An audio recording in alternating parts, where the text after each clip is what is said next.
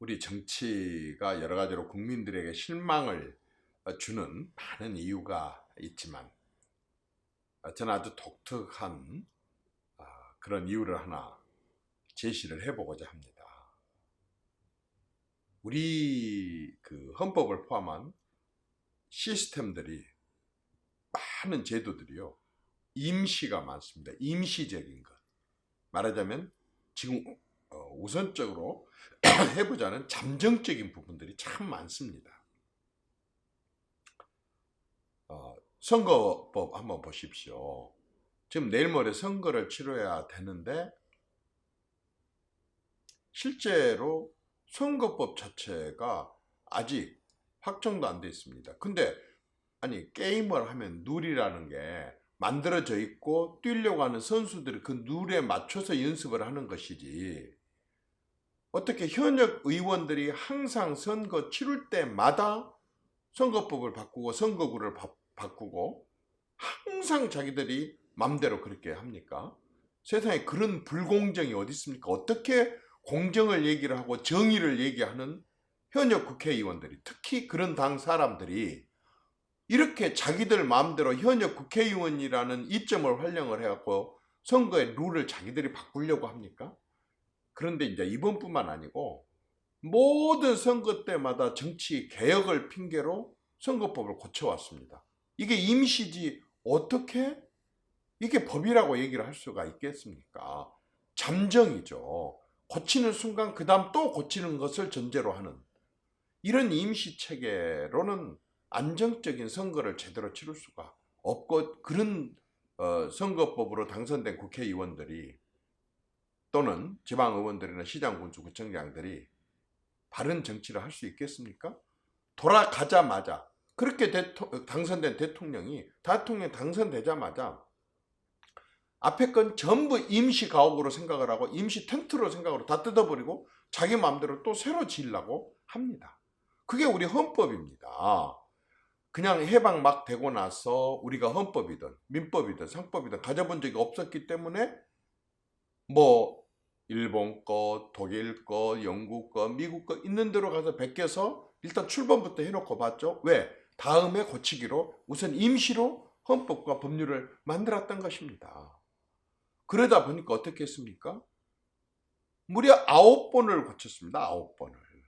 고칠 때마다 그 다음에 또 누가 고칠지 모른다고 하는 지금은 임시라고 하는 이런 전제로 하기 때문에 그 헌법에 대해서 그 시스템과 그 제도에 대해서 누가 안정적인 생각을 가질 수가 있겠습니까? 또 바뀌면 어떻게 될지 모르는데.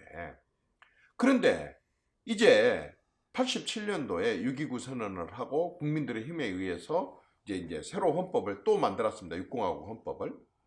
그랬는데 어떻게 했냐면 자 대통령을 국민들이 직접 손으로 뽑게 하자. 아주 좋았습니다. 이건 정말 대한민국이 존속하는 한은 계속 돼야 될 규정 아니겠습니까? 그런데 거기서 뭐가 있습니까? 그런데 내가 빨리 대통령을 좀 했으면 좋겠어 라고 하신 분들의 욕심에 의해서 5년 단임으로 한 분만 할 수 있도록 5년 단임으로 만들었는데 이 단임제 대통령제가 폐해가 얼마나 큰지 미래에 대해서 아무도 제대로 준비를 해나갈 수 없다는 것과 또 책임을 물을 수 있는 그런 국민들의 눈치를 보게 하는 그런 대통령을 가질 수 없다는 어마어마한 단점들이 있지 않습니까? 그래서 그냥 임시로 만들어낸 6공화국 헌법이 지금 어떻게 됐습니까? 33년째 임시로 쓰고 있습니다. 임시로. 일반 가옥으로 말할 것 같으면 솔직히 말하자면은 아직 가옥대장에 등록도 안 되고 또 어차피 고칠 거니까 라고 했던 헌법이 이렇게 됩니다. 그러다 보니까 어떻습니까? 해년마다 헌법 개헌 얘기가 나옵니다. 대통령마다 개헌 얘기가 나옵니다. 안 그랬습니까? 노태우 대통령이 그 법으로 당선이 되고 개헌한다 그러고 3당 통합했죠. 김영삼 대통령이 개헌한다 그러고 또 대통령 됐죠.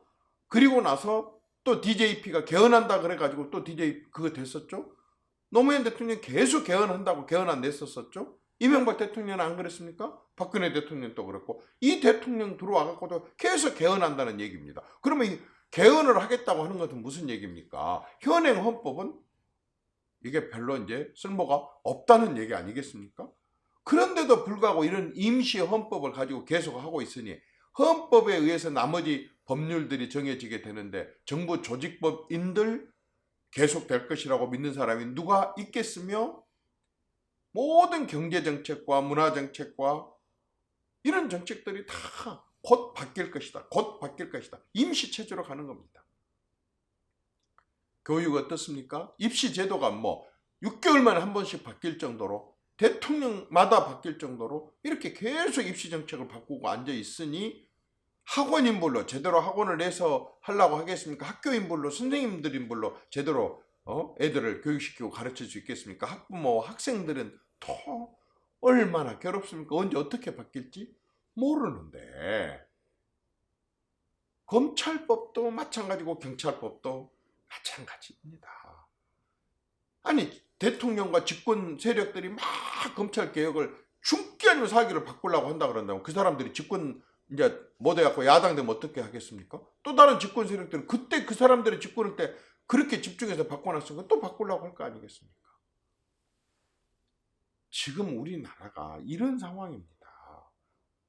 헌법부터 시작해서 대통령부터 시작해서 모든 분야 모든 부분들이 다 임시적이고 잠재적이고 언제 바뀔지 모르고 또 바꾼다고 하는 이런 걸 가정하고 전제로 하기 때문에 안정이 안 되고 불안할 수밖에 없고 그러니까 그 틈을 잘 머리 굴려서 이용하는 사람들에게 기회가 항상 주어지게 되고 정말 안정적이고 제대로 준비하고 실력 있고 또 바르게 살아가려고 하는 사람들한테는 항상 모든 게 불안하고 모든 게 다 하루아침에 깡통 차는 그런 일들이 발생되는 겁니다. 부동산 정책 한번 보십시오. 이 정권만 들어와서도 지금 몇 번이나 바뀌었습니까? 몇 번이나. 조세 정책은요. 세금 정책은 또 얼마나 바뀌었습니까? 노동 정책은 얼마나 바뀌었습니까? 이렇게 매번마다 이런 식으로 임시와 잠정 제도와 시스템 때문에 우리 정치권이 불안하고 사회가 불안하고 국민들의 마음에 안정을 찾을 수가 없습니다. 저는 그래서 이제 이렇게 집권하고 힘 있는 사람들 위주, 국회에 숫자 많은 사람들 위주로 가는 이런 제도, 이런 시스템, 이런 정치 이거 이제 끝장내야 되지 않겠습니까? 이제는요 산업화 민주화 세력들은 미안하지만 완전히 판을 갈아야 됩니다. 역사의 한 페이지를 크게 넘기고 새로 써야 됩니다. 이제 역사의 한 페이지를 넘겨야죠. 산업화 민주화가 끝난 지가 언젠데 도대체 그 12대 때 국회의원 했던 사람이 20대 때까지 국회의원이면서 그것도 그냥 국회의원입니까? 모든 걸 총괄 지휘를 하고 있는데 그 사람 몸에 밴 과거 정치가 어떤 정치겠습니까? 요즘에 4차 산업혁명 시대 때. 그래서 새로운 정치 세력을 만들자라고 얘기하고 저는 그 새로운 정치하에서 대통령을 하겠다, 국회의장을 하겠다, 서울시장을 하겠다가 아닙니다.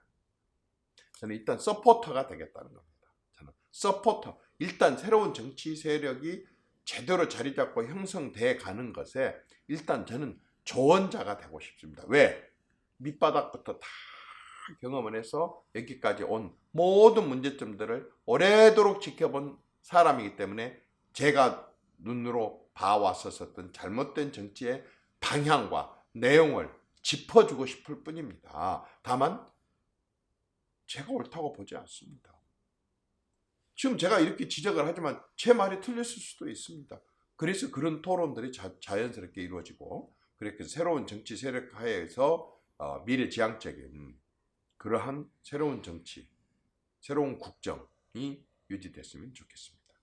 고맙습니다.